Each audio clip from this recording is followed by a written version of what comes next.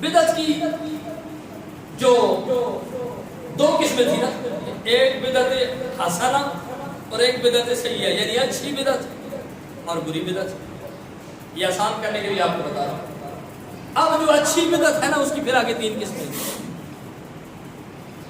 ابتدائی طور پر دو قسمیں، ان میں سے جو اچھی ہے اس کی پھر تین قسمیں، ایک بدعت واجبہ ہے، ایک بدعت مستحبہ ہے، اور ایک بدعت مباح اور بدعت جائز ہے۔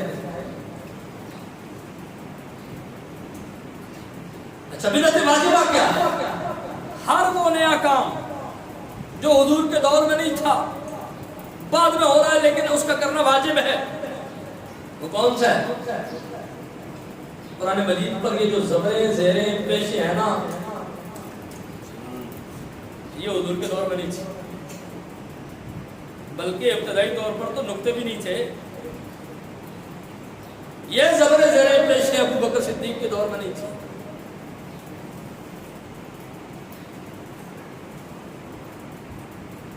کیا آج زبریں زیروں کو بغیر کسی مسجد میں کوئی قرآن ہو سکتا ہے، یہ نہیں کہتا کہ میں نہیں پڑھتا، ہو سکتا ہے، لیکن کیا جو لوگ یہ کہتے ہیں کہ یہ ضرور پڑھنا اذان سے پہلے بدعت ہے کیونکہ حضور کے دور میں نہیں تھا، فلاں کام کرنا بدعت ہے کیونکہ حضور کے دور میں نہیں تھا، سوال یہ پیدا ہوتا ہے کہ قرآن پر اعراب حضور کے دور میں نہیں تھے۔ اس کا مطلب یہ ہوا کہ کچھ ایسے کام ہیں جن کا حضور کے دور کے بعد کرنا ضروری تھا، اور یہ ان بدعات میں شامل ہے جو بدعت واجبہ ہیں۔ اور یہ میں نہیں کہہ رہا، صاحب مرقات ملا علی قاری نے بھی یہ بات لکھی ہے مشکات شریف کی شرح میں، اور علامہ شامی نے فتاوی شامی کے اندر بھی یہ بات لکھی ہے کہ یہ بدعت واجبہ ہے قرآن کے اعراب۔ اسی طرح علم نحو کا سیکھنا، نحو ایک علم ہے جو عربی گرامر کا علم ہے، اس کو کیوں سیکھا جاتا ہے؟ اس کو سیکھ کے اس کو سیکھنے کی نیت بھی ہوتی ہے تاکہ عربی میں جو حدیثیں ہیں ان کو سیکھا جائے، عربی میں جو قرآن کی آیتیں ہیں ان کو سمجھا جائے، تو وہ علم سیکھنا بھی واجب ہے۔ لیکن حضور کے دور میں نہ یہ علم تھا نہ اس کو سکھایا جاتا۔ اس دور کے بانی بعض محققین کے نزدیک حضرت مولا علی ہے، اس علم کے ایجاد کرنے والے، اس علم کے موجد، اس علم کو ترتیب دینے والے مولا علی ہیں بعض روایت، اور بعض روایت کا وقت آتا ہے کہ مولا علی کی ایک شاگرد ہے ابو الاسود دولی، اس علم کا وہ موجد ہے۔ تو یہ حضور کے دور میں نہیں تھا، لیکن چونکہ ضرورت ہے اس کو بدعت واجبہ میں شمار کیا۔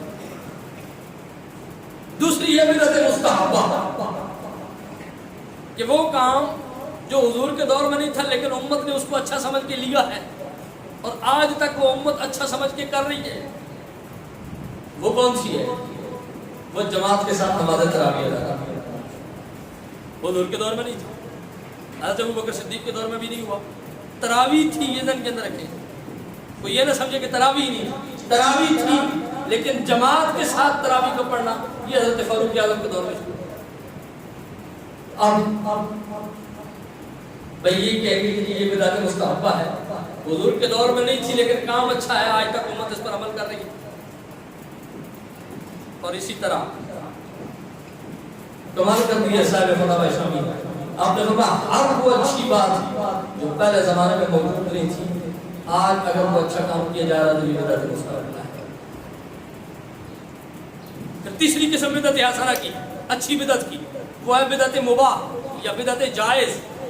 مباح کہہ لیں، جائز کہہ لیں، یعنی اچھا مستحب یہ ہوتا ہے کہ جس کو چھوڑ دیا جائے تو گرفت نہ ہو، مستحب کے چھوڑنے پر گرفت نہیں ہوتی اور کر لینے پر ثواب ملتا ہے۔ یعنی مستحب ایسا کام ہوتا ہے کہ جو کر لیا جائے تو ثواب ملتا ہے، چھوڑ دیا جائے تو گرفت نہیں ہوتی، عذاب نہیں ہوتا، گناہ نہیں ملتا۔ اثر سے پہلے کی 4 سنتیں، ان کو آپ غیر موقدہ کہیں یا مستحبہ کہیں، وہ چھوڑ دو گناہ کوئی نہیں، پڑھ لو تو ثواب ملے گا۔ عشاء سے پہلے کی 4 سنتیں غیر موقع ہے، پڑھو ثواب ہے، نہ پڑھو گناہ کوئی نہیں، عذاب کوئی نہیں۔ اسی طرح اذان سے پہلے اذان کے بعد درود پڑھنا ثواب ہے، حدیثوں سے ثابت ہے کہ درود جب بھی پڑھو گے ثواب ملے گا، اجر ملے گا، اللہ تعالیٰ عبادات کو قبول کرے گا۔ اور یہاں پر ایک میرے ذہن کے اندر بات آ رہی ہے کہ ہم گناہگار ہیں، ہو سکتا ہے ہماری زبان سے نکلے ہوئے اذان کے الفاظ قبول ہوتے یا نہ ہوتے، یہ تو امت کے علماء کا ہم پر احسان ہے، اور ہم اپنے بزرگوں کا جتنا شکر ادا کریں کم ہے کہ انہوں نے ایک ایسا طریقہ دے دیا کہ اذان شروع کرو تو مصطفیٰ کی ذات پر درود پڑھ لو، اذان ختم کرو تو مصطفیٰ کی ذات پر درود پڑھ لو۔ ہو سکتا ہے ویسے قبول نہ بھی ہو، مصطفیٰ کے درود کے صدقے یہ قبول بھی ہو جائے، الگ بات ہے۔ لیکن اگر کوئی ساری زندگی نہ پہلے پڑھتا ہے نہ بعد میں پڑھتا ہے، گرفت کوئی نہیں، عذاب کوئی نہیں۔ اور اگر کوئی ساری زندگی پڑھتا ہے تو ضائع بھی کوئی نہیں، ثواب ملے گا۔